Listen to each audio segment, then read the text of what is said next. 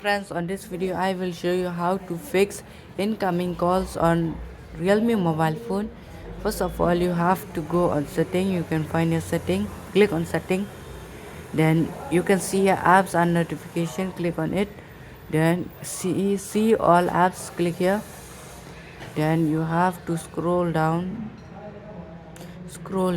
till you get phone, click on phone, then click here notifications, then you can find your default incoming calls also, click here incoming calls, then turn on your vibrate and override do not disturb, turn on, then back again, then click here storage cache, then you can see here clear storage, click here, it will be set. Then if you like the video, please like the video and subscribe the channel, and thanks for watching.